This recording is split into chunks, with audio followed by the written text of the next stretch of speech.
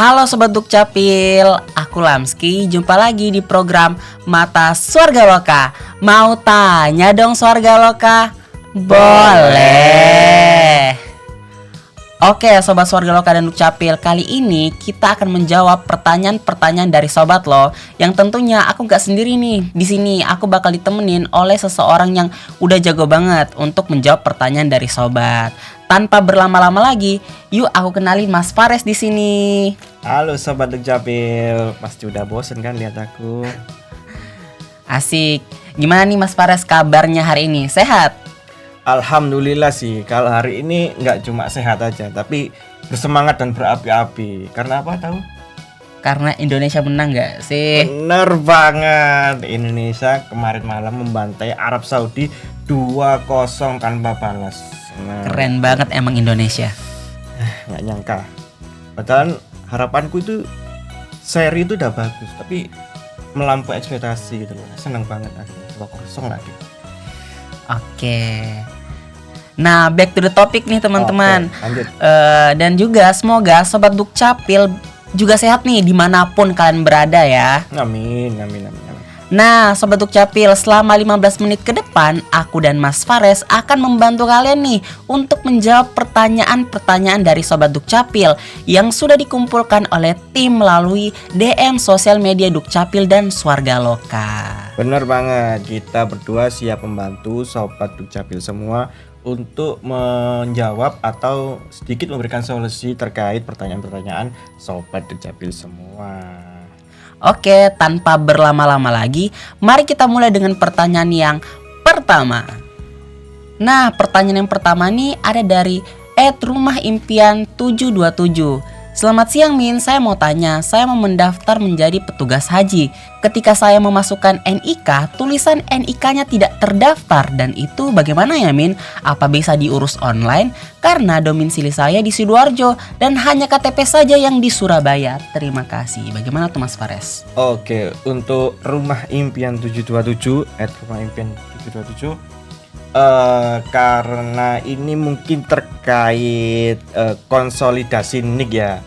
Jadi mungkin ini langsung hubungannya sama yang Dukcapil pusat. Jadi hubungannya nggak ke Disdukcapil daerah lagi, langsung ke pusat. Dulu bisa untuk konsolidasi ke daerah, berhubung beberapa tahun kemarin itu udah diganti kebijakan. Jadi kalau konsolidasi itu langsung ke pusat. Jadi nanti ke Rumah Impian ini bisa aja ke telepon ke call center di pusat untuk konsolidasi NIK. Nomornya itu di 1500537 1500537. Nah, nanti telepon aja di call center ke Mendagri Pusat. Nanti bilang aja mau konsolidasi NIK gitu. Nah, seperti itu ya teman-teman. Udah jelas banget kan? Kita lanjut lagi ke pertanyaan yang kedua. Nah, pertanyaan kedua ini ada dari siput_31. Permisi Min, boleh tanya nggak kalau KTP saya rusak, tidak terbaca, apakah bisa diganti atau diurus di Disdukcapil? Kalau bisa syarat-syaratnya apa aja ya Min? Oke, untuk Kak Siput, untuk KTP rusak jelas bisa diganti ya atau diurus. Tapi ngurusnya itu ke kelurahan sesuai domisili. Jadi nanti datang aja ke kelurahan sesuai domisili. Tapi untuk saran saya, kalau untuk saat ini sebelum menjelang pilkada, kita itu memprioritaskan warga yang belum rekam atau warga yang lanjut usia. Jadi untuk Kak Siput ini kalau boleh saya kasih saran ya, untuk pergantian KTP-nya mungkin setelah pilkada aja. Jadi kalau sekarang mungkin belum bisa ya, karena diprioritaskan yang belum pernah rekam sama yang lanjut usia untuk biar bisa memilih di pilkada tahun ini. Jadi mungkin Kak Siput mungkin nanti aja ke kelurahannya setelah pilkada. Atau kalau mau sekarang nggak apa-apa, tapi mungkin aktivasi IKD aja sementara. Belum bisa untuk cetak KTP-nya. Masih pilkada. Jadi gitu ya Kak Siput, datangnya pas udah pilkada aja, diurusnya ya, baiknya seperti itu. Baiknya. Oke, kita lanjut lagi nih ke pertanyaan yang ketiga. Ada dari @la_la13. Min mau tanya, Kalau kakak Surabaya mau pindah kakak Lumajang, apakah harus ke Surabaya dulu? Karena kemarin urus ke balai desa katanya disuruh ke Disduk Capil Surabaya langsung. Terima kasih Min. Bagaimana tuh Mas Fares? Oke, untuk Kak Lala 13 ya. Kalau kakaknya ini KTP Surabaya, kakak Surabaya mau pindah ke luar kota, tepatnya di Lumajang, nggak perlu urus langsung datang ke Surabaya. Kalau kakak ini di Lumajang cukup online melalui Klampit. Kalau pindah untuk keluar Surabaya ya bisa kalau lewat Klampit secara online. Jadi nanti kakaknya ini masuk aja ke website Klampit. Kalau belum punya akun bikin akun dulu. Nanti kalau udah bikin akun tinggal masuk ke menu permohonan pindah keluar Surabaya. Nanti syaratnya itu cukup kakak aja sih. Nanti setelah diisi semua formnya, mengikuti pojok takon, diisi semua, nanti dapat EKD, dan setelah itu kalau udah jadi nanti bakal dapat SKP WNI namanya, surat pindah warga negara. Nanti itu yang dibuat ngurus di Lumajangnya. Nggak perlu ke Surabaya, cukup lewat Klampit bisa kalau mau pindah keluar. Oke, jadi intinya ke Klampit dulu ya Mas? Iya, kalau pindah keluar cukup ke Klampit, nggak perlu ke Surabaya, ke kantor Dukcapil atau ke kelurahan, nggak perlu. Oke, jadi begitu ya Kak Lala 13. Kita lanjut lagi nih ke pertanyaan yang keempat. Ada dari Zerokin 3. Min mohon izin, kalau surat urus KTP hilang dan sudah ada surat kehilangannya, apa harus ambil antrian ya kalau ke tempat Dukcapilnya? Terima kasih. Oke, itu Kak Zerokin, kalau mau cetak KTP hilang ya pasti harus antri ya, tetap antri. Tapi balik lagi kayak pertanyaan nomor 2 tadi yang mau cetak KTP karena rusak. Untuk sekarang kita prioritaskan yang tadi, yang rekam, yang belum pernah rekam, KTP pemula sama yang lansia. Jadi nanti untuk Kak Zerokin ini juga nanti mungkin baiknya setelah pilkada aja ya, harus ke kelurahan, bisa ke kelurahan sesuai domisili, membawa surat keterangan hilangnya jadi sama kakak. Oke, kita lanjut lagi ke pertanyaan yang kelima. Ada dari Bisels SBY. Mohon izin mau tanya Min, jika sudah memiliki KTP digital, apakah persyaratan fotokopi KTP jadi tidak berlaku? Terima kasih Min. Oke, untuk Kak Bisel, untuk KTP digital ya,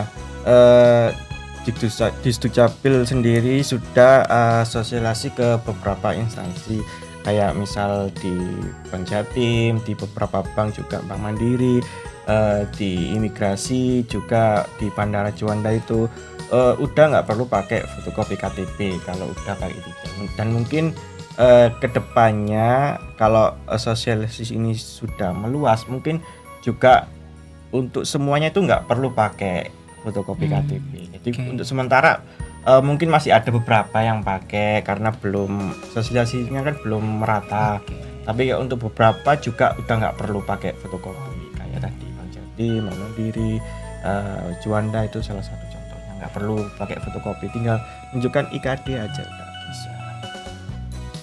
Jadi intinya mending pakai IKD aja biar lebih gampang gitu. Lebih gampang juga. Karena ribet kan kalau kedepannya juga bakal kayak gitu. Oh iya bener banget. Semuanya.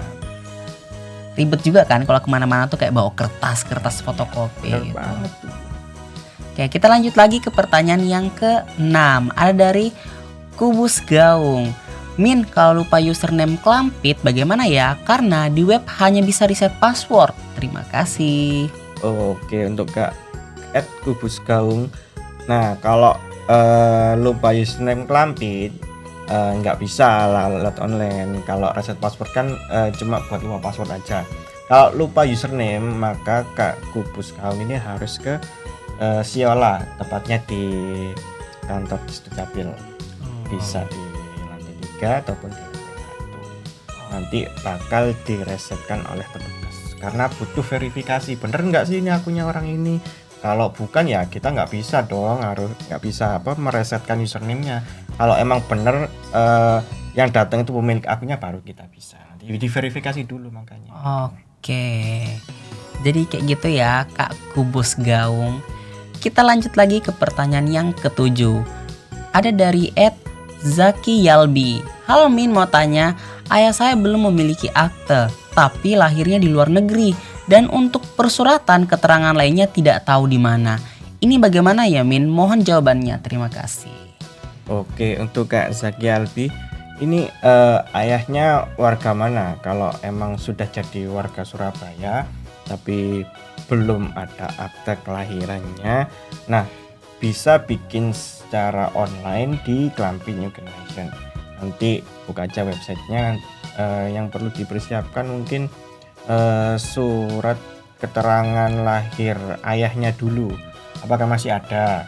Nah itu, terus sama buku nikah orang tua ayahnya, itu juga apa masih ada. Kalau emang surat keterangan lahir sama buku nikah orang tuanya itu nggak ada, bisa diganti dengan yang namanya SPTJM kelahiran dan juga SPTJM buat mengganti buku nikahnya.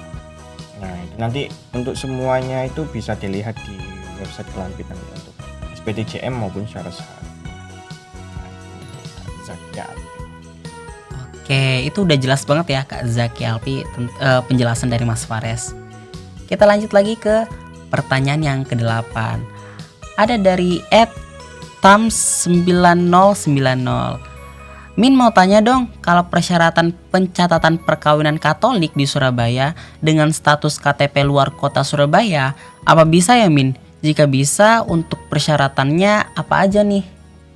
Oke, untuk Kak Tum 9090, untuk pencatatan perkawinan di Surabaya ya, itu syaratnya tuh salah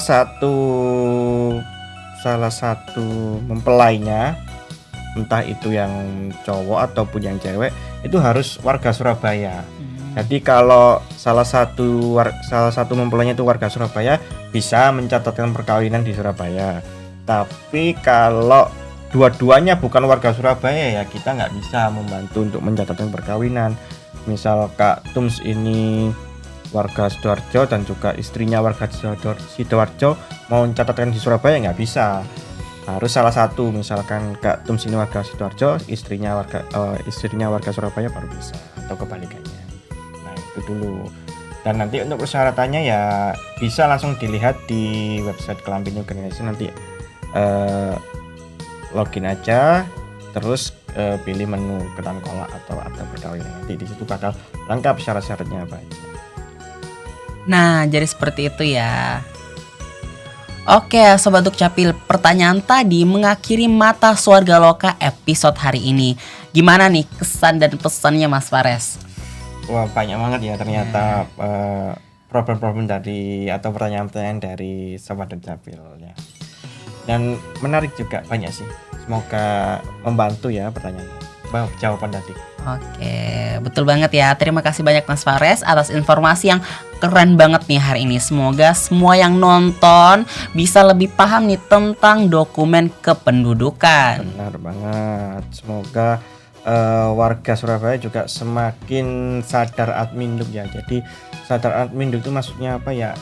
Tetap mengupdate selalu dokumen kependudukannya. Kalau nggak punya akta ya segera bikin akta. Kalau kakaknya belum diupdate ya segera diupdate. Nah gitu. Biar kalau mau ngurus apa-apa tuh bisa jadi lebih gampang juga. Oke, dan aku juga di sini mau ngucapin terima kasih atas pertanyaan-pertanyaan yang udah diajuin. Jika sobat masih punya pertanyaan terkait adminduk, bisa langsung ditanyakan melalui DM Instagram di @swargaloka.sby, @dispendukcapil.sby, dan @takondukcapilsub, atau dapat juga menghubungi nomor call center. Di mana nih nomornya Mas Fares?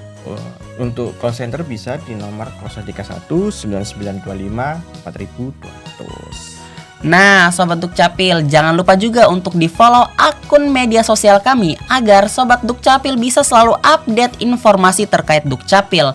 Sekian dari aku dan Mas Fares, sampai jumpa di episode selanjutnya. Dadah!